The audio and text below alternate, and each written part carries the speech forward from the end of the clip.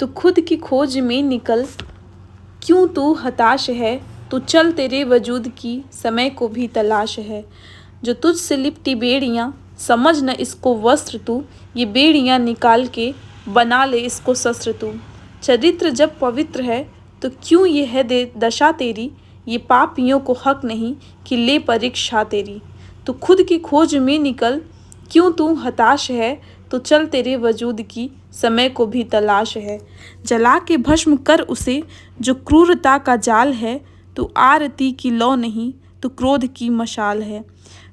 चूनर उड़ा के ध्वज बना, गगन भी काँप जाएगा, अगर तेरी चुनर गिरी तो भूकंप आएगा। तू खुद की खोज में निकल, क्यों तू हताश है, तो चल तेरे वजूद की समय को भी तलाश है।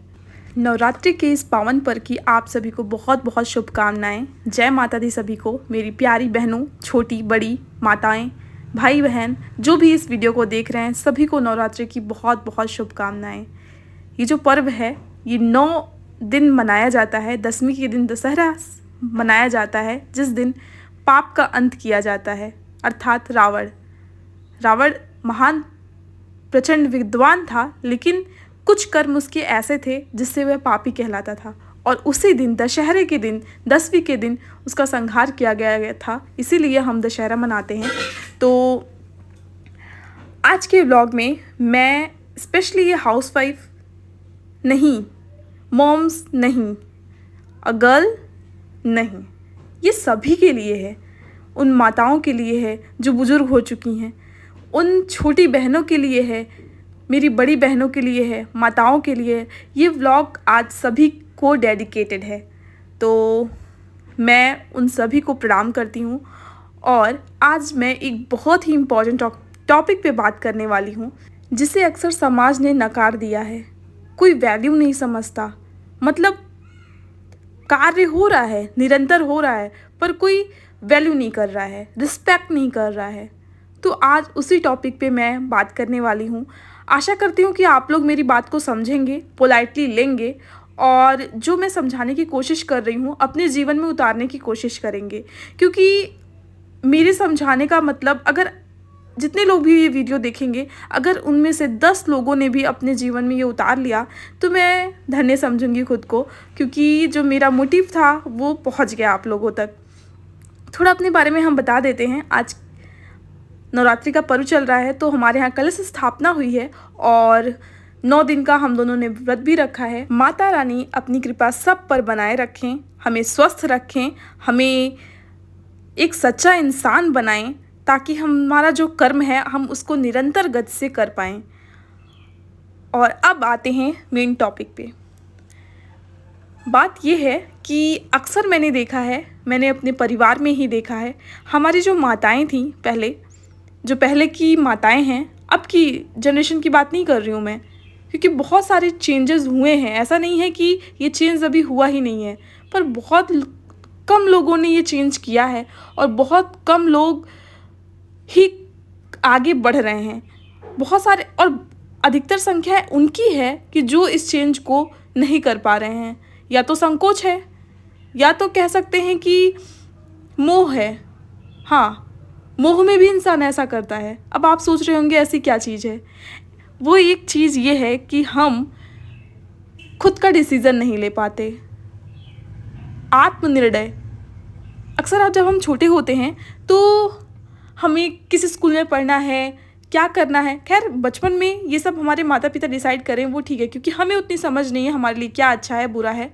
लेकिन एक ऐसी एज आती है, मैं कह सकती हूँ 9th से हम इतना समझदार हो जाते हैं कि हमारे फ्यूचर के लिए क्या अच्छा है, हमारा करियर किधर जाने से बन सकता है, किधर जाने से नहीं बन सकता, क्या हमारे लिए अच्छा है, क्या बुरा है, इसका क्या इम्पैक्ट पड़ेगा, ये सारी चीज़ें हमें पता होनी चाहिए। और अगर आपको नहीं पता है तो गलत है। तो बचपन में हम शादी के तक मान सकती हूँ, अगर हम सेल्फ डिपेंडेंट नहीं है तो शादी तक अपने माता पिता, भाई, बड़ी बहन पर निर्भर हैं। उनका डिसीज़न, वो जो कह रहे हैं वो मान ले रहे हैं, और हमें खुद नहीं पता कि हमें कहाँ जाना है, हमारा लक्ष्य क्या है, हमारी अंतरात्मा क्या कहती है। और शादी हो गई, सपोज़ आपकी शादी हो गई, जॉब नहीं लगी है, तो शादी के बाद आपके हस्बैंड हैं, वो कुछ कहते हैं, आप उनको मानती जा रही हैं। स्टार्टिंग से ऐसा होता जा रहा है और ये सालों साल चलता रहेगा। अगर आपने आवाज़ नहीं उठाई, आपने कोई निर्णय नहीं लिया, तो वो आदत पड़ जाएगी आपकी। आपको लगेगा कि अगर कभी आपके दिमाग में आएगा कि अरे नहीं ये गलत है, तो आप बोल नहीं पाओगे, क्योंकि आप जो है ना, डोर आपकी हाथ में नहीं है। जो आपकी डोर है वो आपके खुद के हाथ में नहीं है, वो कोई और खींच रहा है, कोई और डिसीज़न ले रहा है, आप सिर्फ उस पर फॉलो कर रहे हैं, चलते जा रहे हैं। और मैं ये कहूँगी कि हमें सेल्फ डिसीज़न लेना आना चाहिए। इससे क्या होता है, देखिए, अगर हम किसी क्वेश्चन को सॉल्व करते हैं पढ़ाई करते टाइम, तो कितना दिमाग हमारा इधर उधर भागता है, मतलब कि अच्छा ये इस तरीके से भी हो सकता है, इसमें ऐसा भी किया जा सकता है, ये कर सकते हैं। कितना एक्टिव रहता है हमारा माइंड स्टडी के टाइम, पढ़ाई करते टाइम। तो अगर हम कोई डिसीज़न लेंगे अपनी लाइफ का, तो उस समय हमारा माइंड भी एक्टिव रहेगा। मैं कहती हूँ कि आप निर्णय लीजिए, भले उसका रिजल्ट नेगेटिव हो पॉजिटिव हो, वो छोड़ दीजिए, सब उस शक्ति पर छोड़ दीजिए, वो सब कुछ कर रहा है। लेकिन हाँ, अपनी डोर आपको हमेशा अपने हाथों में रखनी है। परिवार में सदस्यों का सजेशन लीजिए, राय लीजिए, पर फाइनल जो है, फाइनल निर्णय आपका होना चाहिए, फाइनल डिसीजन आपका होना चाहिए, क्योंकि ये आपकी लाइफ है। आपको क्या करना है, क्या नहीं करना है, वो आपका अंतिम निर्णय आपका ही होना चाहिए। नहीं तो हम इस गाड़ी में, जैसे ट्रेन चलती है ना, हम बैठ जाते हैं और अगर आपने टिकट नहीं लिया है, बीच में किसी स्टेशन पे नहीं उतरना है आपको, तो ट्रेन चलती जाएगी, आप वो ट्रेन जहाँ आपको ले जाएगी आप वहीं चले जाएंगे। एक स्टार्टिंग पॉइंट होता है और एक एंडिंग पॉइंट। आप कहीं से बैठते हैं, आप एंडिंग पॉइंट पे जाके उतर जाएंगे, तो इस लाइफ का कुछ मज़ा नहीं मिलेगा हमें। तो मैं यही कहूँगी कि अपना डिसीज़न लेना सीखिए, केयर करिए, बात मानिए, लड़िए झगड़िए मत। अब ये मत सोचिए कि आप आज से एकदम वो बनेंगी नारी, ऐसी नारी बनेंगी कि अपना डिसीज़न, हर एक डिसीज़न बस खुद से लेना है और किसी की सुनना नहीं है। ऐसा भी नहीं करना है, आपको सबकी सुनना है, घर परिवार सबकी सुनते हुए अपना डिसीज़न लेना है। और ये बहुत ही ज़्यादा ज़रूरी है। इससे क्या होता है, आपका आत्मविश्वास बढ़ता है। अगर आपने एक डिसीज़न अपनी लाइफ में लिया ना, तो उससे आपका सेल्फ कॉन्फिडेंस बूस्ट होता है। करके देखिए, आने वाले दिनों में कोई भी डिसीज़न लीजिए। मैंने ये रिसेंटली लिया है, क्योंकि ये जो 9 दिन का व्रत था मेरा, वो घर में दीदी सपोर्ट कर रही थी और मम्मी भी एक तरह से मना कर रही थी, क्योंकि उनको लग रहा था कि वीकनेस हो जाएगी। और जो मेरे हस्बैंड हैं वो भी मना कर रहे थे, वो तो कंटिन्यूसली मना कर रहे थे कि नहीं, फास्ट नहीं रखना है। बट मेरे अंदर से आ रही थी आवाज़ कि रखना है, और मैंने रख लिया। तो ऐसा नहीं है कि मैं ये गलत काम है, अगर गलत काम होता तो मैं मानती, मैं फैमिली की बात मानती, पर मुझे पता है ना कि इसको करने से मुझे शांति मिलेगी, तो मैंने अपने लिए किया है ये। तो आप सब भी अपने लिए कीजिए, क्योंकि ये जीवन है ना, हम जो नारी शक्ति है पूरी ना, वो परिवार, शादी के पहले माँ बाप, शादी के बाद पूरा परिवार, पति, बच्चे, सास ससुर, इन सब के पीछे हमारी ज़िंदगी बीतती रहती है।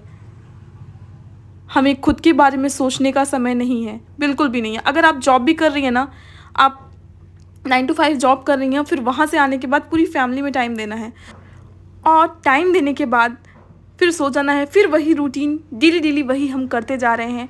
और ये जो दौड़ है दुनिया की, इसमें हम फंस गए हैं। तो मैं यही कहूँगी, अपने लिए समय निकालिए, खुद के डिसीज़न लीजिए और सेल्फ टाइम भी दीजिए, ठीक है। वो जो बचपना था, वो ऐसा नहीं है कि 40 की एज में आप बचपना नहीं जी सकती हैं। जी अपने बच्चों के साथ जी लीजिए उसे, क्योंकि क्या पता ये लाइफ कब तक है। जब तक है तब तक उसको सुखद बनाते रहिए, और यही आशा करती हूँ कि सबके जीवन में खुशहाली आती रहे। देखिए, यहाँ पे हम लोग का उपवास का ये सिंघाड़े की रोटी बन रही थी, तो आप लोग का भी व्रत है तो ये ट्राई कर सकते हैं, और इसकी रेसिपी जाननी हो तो कमेंट ज़रूर करिएगा, तो हम शेयर कर देंगे। वीडियो अच्छा लगा हो तो प्लीज़ लाइक करिएगा, नए हैं तो चैनल को सब्सक्राइब करिएगा।